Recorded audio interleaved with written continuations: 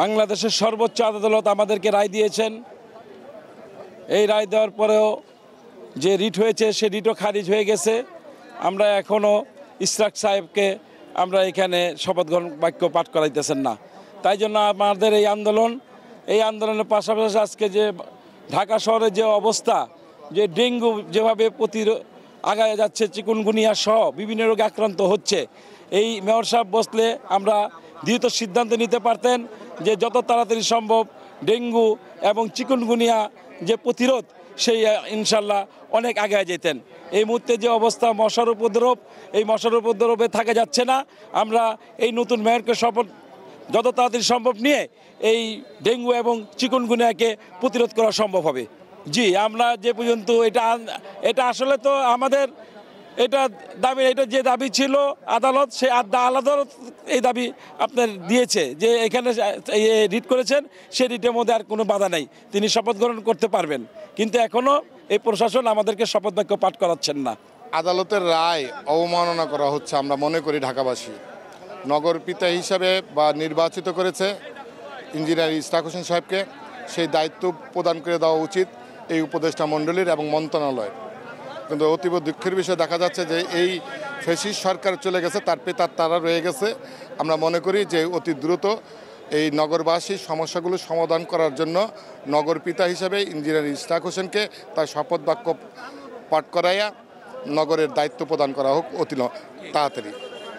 ঢাকাবাসী, ঢাকা দক্ষিণের যারা আছে তারা সবাই তাদের নির্বাচিত মেয়রকে তাই দায়িত্ব বুঝিয়ে দেওয়া হোক, এটার জন্য আমরা আসলে এই প্রতিবাদ করতে এসেছি।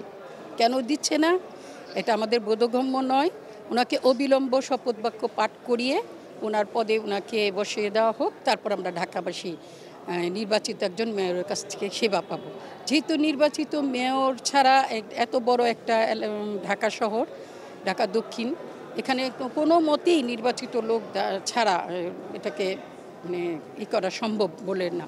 মানুষ অনেক সাফার করছে। আমি দীর্ঘ প্রায় 23 বছর কাউন্সিলর ছিলাম। সবাই আমাদের কাছে যায়, সার্টিফিকেট চায়, চায়, কিন্তু এখানে সার্টিফিকেট নিতে অনেক বেশি ঝামেলা কি অনেক বেশি ভোগান্তি। জনগণ খুব কষ্ট পাচ্ছে।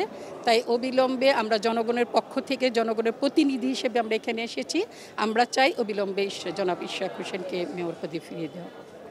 আজকে জনতার যে মেয়র, যে সাংবিধানিক সম্মত এবং যিনি নির্বাচন কমিশন থেকে গেজেট দ্বারা তারা স্বীকৃত এবং সর্বোচ্চ আদালত সুপ্রিম কোর্ট দ্বারা স্বীকৃত, কিন্তু এই স্বীকৃত হওয়ার পরও তাকে ঈর্ষান্বিত হয়ে তাকে শপথ দেওয়া হচ্ছে না এবং নগর জীবনের শান্তি স্বস্তি আনয়ন করছে না সরকার এবং সরকারের কতিপয় উপদেষ্টা জনাব আসিফ মাহমুদ সজীব ভুঁইয়া।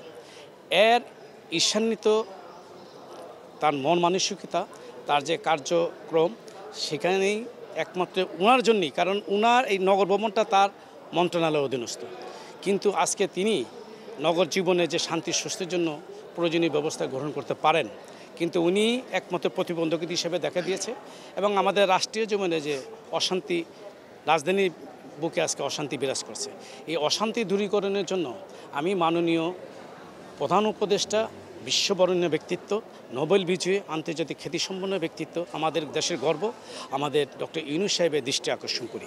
আমাদের সকালবেলা আপনারা শুনেছেন আমাদের যে মেয়র সাহেব তিনি বক্তৃতা দিয়েছে, তিনি বলে দিয়েছে যতক্ষণ পর্যন্ত আমরা আমাদের ইশরাককে আপনার নগর ভবনের মেয়রের দায়িত্ব না বুঝিয়ে দেবে আমাদের আন্দোলন আমরা চালিয়ে যাব।